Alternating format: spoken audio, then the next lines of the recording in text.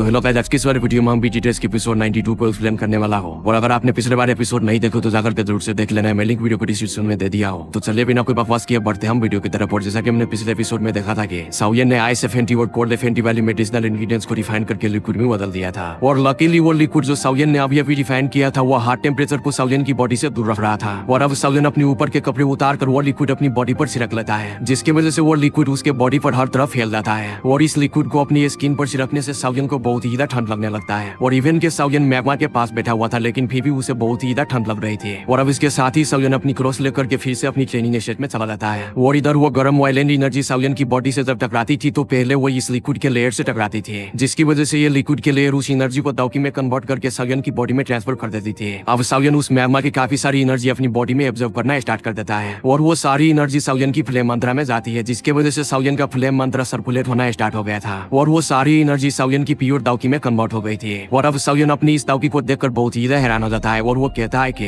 अगर ऐसे ही चलता रहा तो मैं बहुत जल्दी 2 लेवल के 6 स्टार का ब्रेक थ्रू कर लूंगा। और अभी के लिए साउयन का प्लान था कि वो ज्यादा देर तक इस मैग्मा में रहकर ट्रेनिंग करे। लेकिन गाइस, जैसा कि आप लोगों को पता है कि इस जगह पर ट्रेनिंग करना साउयन के लिए कितना ज्यादा मुश्किल है, लेकिन फिर भी साउयन इस जगह पर ट्रेनिंग करने को ही चूज करता है, क्योंकि वो अपनी स्ट्रेंथ को ज्यादा से ज्यादा बढ़ाना चाहता था, वो भी जल्द से जल्द। और अब इसके साथ ही साउयन पूरा एक दिन उस मैग्मा वर्ल्ड में गुजारने के बाद उस मैग्मा वर्ल्ड के बारे में थोड़ा बहुत जान लिया था। और फिर इसके साथ ही साउयन 6 zone body flowing row technique को भी प्रैक्टिस करना स्टार्ट कर देते हैं। और जब साउयन first time 6 zone body flowing row technique को प्रैक्टिस करना स्टार्ट करते हैं तो उसके लिए काफी ज्यादा मुश्किल होता है। लेकिन साउयन की टैलेंट के साथ और तो और साउयन का उस स्कोर पर स्पिरिचुअल इंप्रिंट होने की वजह से, और तीसरा उस 6 zone body flowing row technique के क्रिएटर की स्पिरिचुअलिटी होने की वजह से और गाइडेंस होने की वजह से साउयन को ज्यादा दिक्कत नहीं होगी इस 6 zone body flowing row technique को इजीली मास्टर करने में। अब साउयन कुछ दिन इस 6 zone body flowing row technique को प्रैक्टिस करने के बाद साउयन काफी ज्यादा इस टेक्निक के बारे में फेमिलियर हो गया था। और अभी साउयन के लिए ये इम्पॉसिबल नहीं था कि वो इस 6 zone body flowing row technique को कंप्लीटली मास्टर कर पाए, बल्कि अगर वो ज्यादा टाइम वोट दे तो साउयन इस 6 zone body flowing row technique का मास्टर बन जाएगा। और अब पूरे 10 दिन तक उस मैग्मा वर्ल्ड में ट्रेनिंग करने के बाद साउयन की एनर्जी 2 लेवल के 5 स्टार पर अच्छी खासी स्टेबलाइज हो गई थी। और इसी दौरान साउयन ने 6 zone body flowing row technique के बारे में भी काफी कुछ सीख लिया था। और इधर साउयन की बॉडी में फॉरन हार्ट फ्लेम होने की वजह से साउयन को बहुत ही डोमिनेट वाली फीलिंग आने लग गई थी। और अभी साउयन ये भी समझ गया था कि उसके बॉडी में ये फॉरन हार्ट फ्लेम होने की वजह से ही ये मैग्मा बिल्कुल शांत थे। और अब कुछ देर बाद हम देखते हैं साउयन को, जो कि अपनी शॉट को उतारे हुए वहां पर अपनी हैवी ब्लड शॉट के साथ 6 joint body flowing row technique को बड़े अच्छे से प्रैक्टिस कर रहा था। और हर तरफ से मैग्मा की बड़ी बड़ी वेव्स उसकी बॉडी पर अटैक कर रही थी। और साउयन बिना अपनी दाउकी का यूज किए बहुत ही ज्यादा अच्छी तरीके से अपनी हैवी ब्लड शॉट के साथ उन वेव्स को रोक रहा था। और अभी साउयन 6 joint body flowing row technique की डिफेंसिव टेक्निक को इस्तेमाल कर रहा था। अब साउयन अपनी हैवी ब्लड शॉट को घुमाते हुए उन सभी की फायर पिलर्स को डिस्ट्रॉय कर देता है। और अभी के लिए लावे का एक कतरा भी साउयन की बॉडी को टच नहीं कर पाता। और साउयन की इस हैवी ब्लड शॉट से बनाया गया ये डिफेंस देखने में बहुत ही ज्यादा अमेजिंग लग रहा था। अब इसके साथ ही साउयन ने फाइनल ब्लो के साथ उस सारे मैग्मा को शांत कर देता है। और फिर हम देखते हैं साउयन को, जो कि बड़े इजीली उस मैग्मा के ऊपर खड़ा हुआ था। और अभी के लिए साउयन काफी ज्यादा थक भी चुका था, क्योंकि वो अपनी दाउकी को यूज किए बिना और अपनी ग्लेज लोटस हार्ट फ्लेम की प्रोटेक्शन लिए बिना इस 6 zone body flowing row technique का यूज कर रहा था। और अगर इस टाइम साउयन के बॉडी पर लावे का एक भी कतरा लग जाता है तो उसकी बॉडी पर जो ये स्किन है वो पूरी तरीके से जल जाता।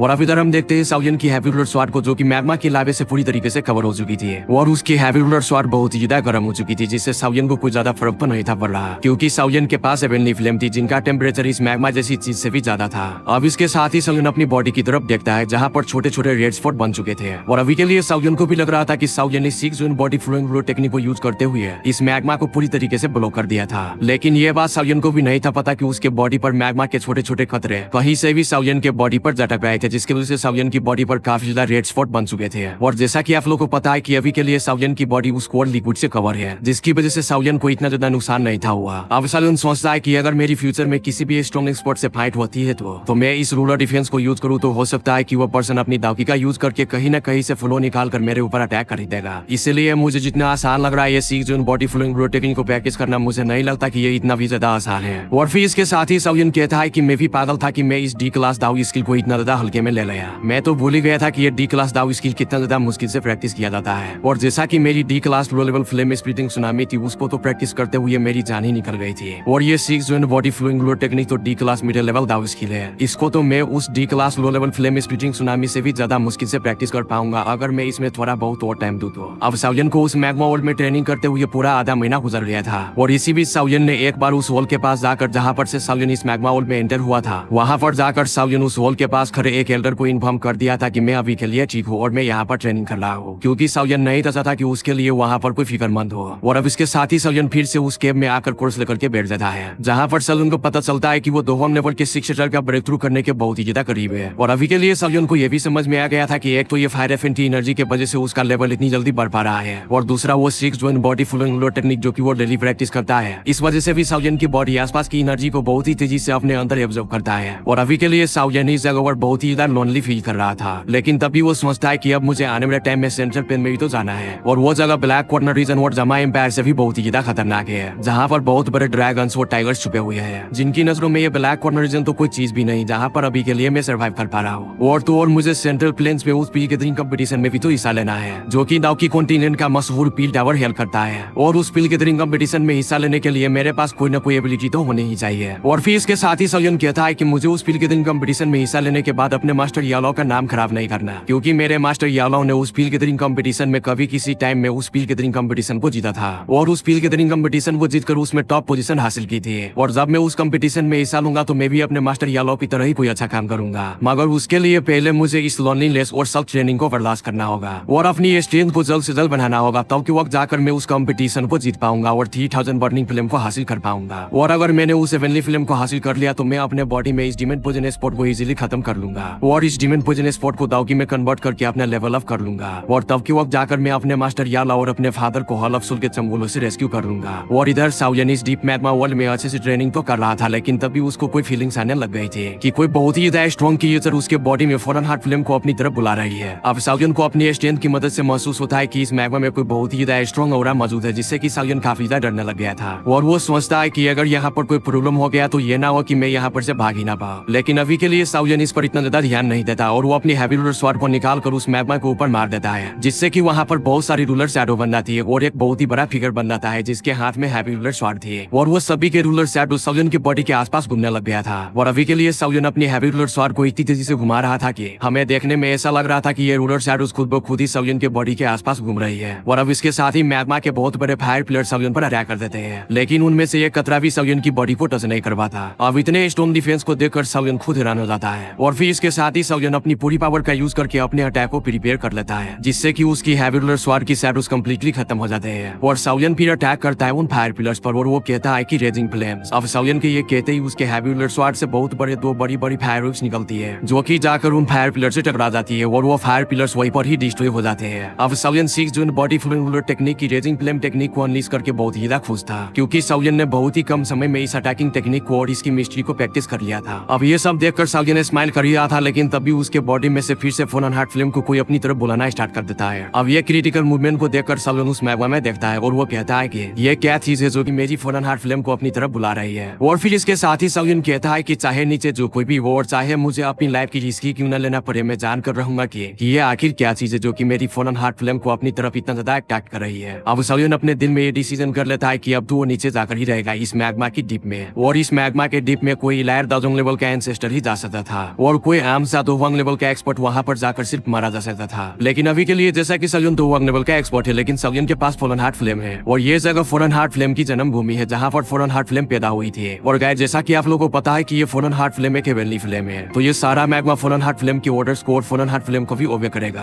अब इसके साथ ही सालियन अपनी हैवी रूलर स्वॉर्ड को घुमाकर सामने एक रॉक में दे मारता है, जिससे कि सालियन की वो हैवी रूलर स्वॉर्ड उस रॉक में जाकर के धस जाता है। और फिर सालियन अपनी स्पिरिचुअल स्ट्रेंथ को अपनी उस हैवी रूलर स्वॉर्ड में डाल देता है, क्योंकि सालियन ने अपनी हैवी रूलर स्वॉर्ड से और अपनी स्पिरिचुअल स्ट्रेंथ की मदद से यहाँ पर एक निशान रख लिया था, क्योंकि सालियन इस मैग्मा के डीप में जाने वाला था, और ये मैग्मा बहुत ज्यादा डीप था, और सालियन नहीं था जानता कि इस मैग्मा का रास्ता कहाँ और कहाँ जाकर खत्म होगा, और सालियन को उस डीप मैग्मा में से फिर वापस भी तो आना था। इसलिए सालियन ने यहाँ पर अपनी हैवी रूलर स्वॉर्ड को छोड़कर उसमें अपनी स्पिरिचुअल स्ट्रेंथ को डाल दिया था, ताकि सालियन अपनी स्पिरिचुअल स्ट्रेंथ को फॉलो करते हुए उसी जगह से वापस निकल भी सके। और अब इसके साथ ही सालियन अपनी पूरी बॉडी को अपनी ग्लेज़ हार्ट फ्लेम से कवर कर लेता है, और इसके साथ ही वो उस मैग्मा में छलांग लगा देता है और उस मैग्मा के डीप में जाने लगता है। और अभी के लिए वहाँ का प्रेशर बहुत ही ज्यादा था, मगर सालियन अपनी दाउकी का यूज करके उस मैग्मा के प्रेशर को रिड्यूस कर देता है। और फिर इसके साथ ही सालियन अपने हाथ में अपनी ग्लेज़ हार्ट फ्लेम को लिए उस मैग्मा के डीप में आगे बढ़ता रहता है। और अभी के लिए सालियन अपनी इस हार्ट फ्लेम को किसी लैम्प की तरह यूज कर रहा था। और अब जैसे जैसे सालियन उस मैग्मा की गहराई में जाता है तो सालियन की फोन हार्ट फ्लेम सालियन की बॉडी से बाहर निकल जाता है, और वो फोन हार्ट फ्लेम सालियन की बॉडी से बाहर निकलकर सालियन को गाइड करने लगता है। और वो फोन हार्ट फ्लेम पता नहीं सालियन को कहां पर लेकर जाना चाह रही थी। अब सालियन अपनी फोन हार्ट फ्लेम को फॉलो करता हुआ उस मैग्मा के डीप में आगे जाता रहता है, और अभी सालियन को इस मैग्मा होल के बारे में ज्यादा कुछ भी नहीं था पता, बस वो यही जानता था कि इस जगह पर फोन हार्ट फ्लेम बनी बनी थी, मगर इससे ज्यादा साउयन को इस मैपा वर्ल्ड के बारे में कुछ भी नहीं था पता, और इवन के फर्स्ट लीडर सुकेन को भी इस मैपा वर्ल्ड के बारे में ज्यादा कुछ भी नहीं था पता। और अभी के लिए साउयन को यह भी नहीं था पता कि यहाँ पर लाइफ एग्जिस्ट करती भी है या नहीं। और गाइस मैं आप लोगों को एक और बात बता दूं कि यहाँ इस मैपा वर्ल्ड में एक बार फर्स्ट लीडर सुकेन भी एंटर हुए थे, मगर वो डर के मारे दुम दबाकर यहाँ पर से वापस चले गए थे, क्योंकि वो इतने बड़े मैपा वर्ल्ड को देखकर पूरी तरीके से घबरा गए थे और वो डर के मारे दुम दबाकर भाग गए थे। लेकिन अभी के लिए यहाँ पर अपना साउयन है जो कि किसी भी चीज का इरादा कर ले तो वो उसको पूरा करके ही रहता है। और अब इधर हम देखते हैं साउयन को जो कि अपनी उस फॉलन हार्ट फिल्म को फॉलो करते हुए उस मैपा वर्ल्ड में बहुत ही ज्यादा डीप तक चला गया था। और अभी साउयन की ग्लैडिएटर्स हार्ट फिल्म साउयन को प्रोटेक्ट करने के लिए साउयन की बहुत ही ज्यादा दौकी को लगा रही थी, और इसी वजह से साउयन की एब्जॉर्प्शन बहुत ही ज्यादा बढ़ चुकी थी और वो काफी ज्यादा एग्जॉस्ट भी हो रहा था। और इसके साथ ही साउयन सोचता है कि अगर मैं यहाँ पर अपना रास्ता भूल गया तो मैं यहाँ पर जरूरी मारा जाऊंगा। और फिर इसके साथ ही साउयन कहता है कि वो तो शुक्र है कि मैंने अपनी उस हैवी रूलर स्वार्ड को मैपा वर्ल्ड के बाहर लगा दिया था, और उस हैवी रूलर स्वार्ड में अपनी स्पेशल स्टेन को भी डाल दिया था, जिसकी मदद से मैं अपनी उस स्पेशल स्टेन को फॉलो करते हुए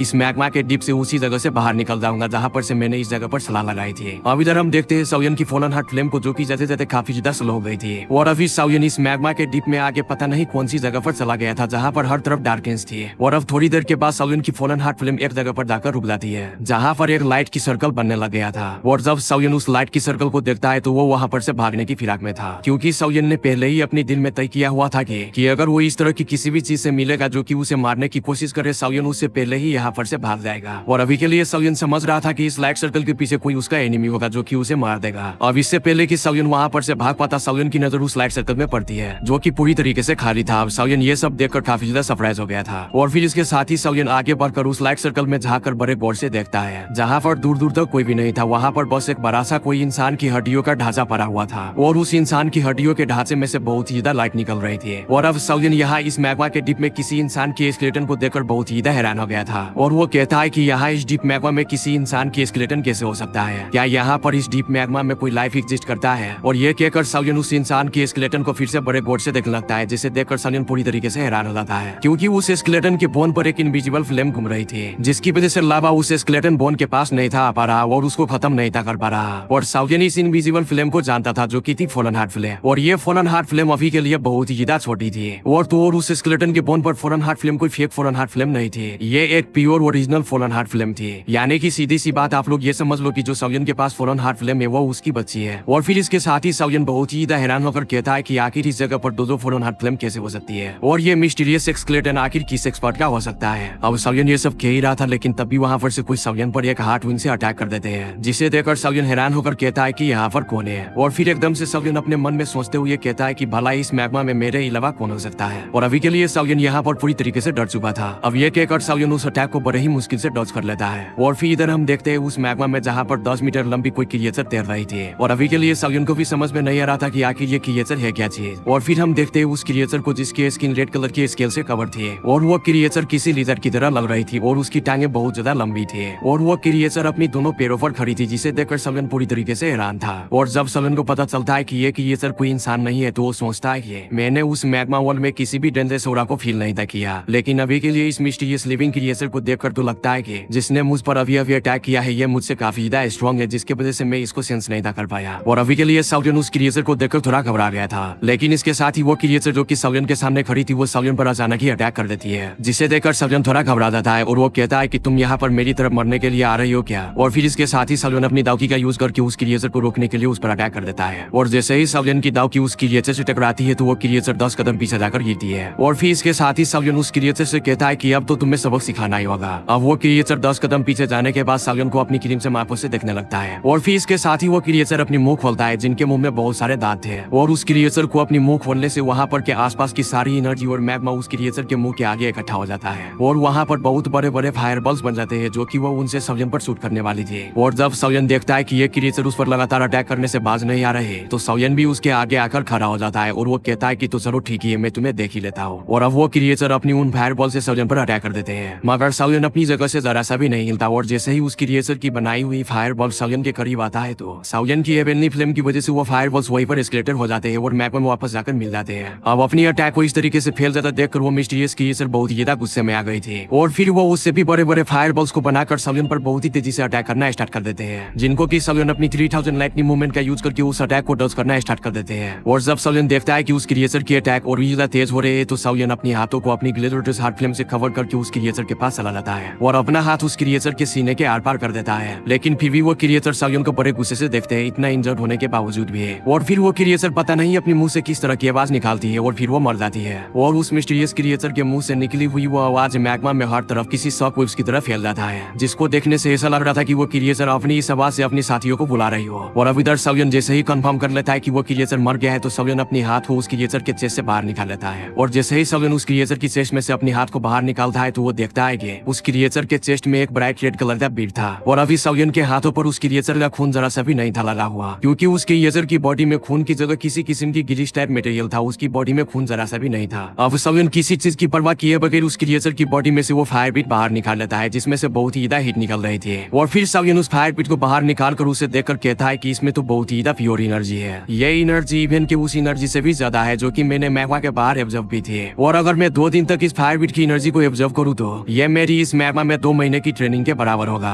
और फिर इसके साथ ही सायोन सोचता है कि अगर ये फायर बीट को कोई भी आम सा एक्सपर्ट ऑब्जर्व करेगा तो इसकी स्पीड में जो वायलेंट एनर्जी है वो उस एक्सपर्ट को जान से ही मार देगा। मगर इस बीट की सारी हालात मेरे लिए उसका जस्ट ऑपोजिट है, क्योंकि मेरे पास हेवनली फ्लेम है इस फायर बीट को डिफाइन करने के लिए। इसलिए मुझे इससे कोई भी डर नहीं और ना ही कोई खतरा है। मगर अभी के लिए मेरे लिए रिग्रेटफुल बात यह है कि ये फायर बीट मेरे पास सिर्फ एक ही है। और अब इसके साथ ही सायोन अपना ध्यान उस फायर बीट पर से हटाकर उस लाइट कलर डी क्लस्टर की तरफ देखता है, जहाँ पर अभी के लिए उसने एक ह्यूमन स्केलेटन को देखा था। और फिर इसके साथ ही वेस्ट की तरफ से सायोन को उस मैग्मा में बहुत सारी एनर्जी की रिपल्स महसूस होती है, जिसको महसूस करके सायोन को लग रहा था कि दूर से बहुत ज्यादा भगदड़ मच चुकी है, जैसे कि बहुत सारे क्रिएचर उसकी तरफ ही आगे बढ़ रही हो। और फिर वो कहता है कि ये मैग्मा वॉल ये वाकई में ही बहुत ज्यादा डेंजरस है। और अब देखते ही देखते वहाँ पर बहुत सारे क्रिएचर आ जाते हैं, जिस तरह की क्रिएचर को सायोन ने अभी किल किया था। और वो इतने सारे क्रिएचर थे कि किसी मछलियों की तरह सायोन को हर तरफ से घेर लेता है। और वहाँ पर जितने भी क्रिएचर थे उन सभी क्रिएचर के आगे और सायोन के सामने एक बहुत बड़ा फायर लिजर्ड क्रिएचर था, जो कि उन सभी क्रिएचर का सरदार लग रहा था। और फिर वो क्रिएचर के सरदार सायोन से कहता है कि तुम्हें डर नहीं लगा मेरे छोटे से बचवा को किल करते हुए? जिस पर सायोन कहता है कि अगर मैं तुम जैसे लकड़बग्घों से डरने लगा तो कैसे होगा। चलो खैर कोई बात नहीं, अब तुम यहाँ पर आ ही गए हो तो जाकर के चैनल को सब्सक्राइब कर लो और वीडियो यहाँ तक देख रही हो तो वीडियो को भी लाइक कर देना। और मैं इन सभी लकड़बग्घों को भगाऊंगा अगली वाली वीडियो में। तब तक के लिए बाय बाय, ट्रस्ट यू, खाओ पियो और मस्त रहो।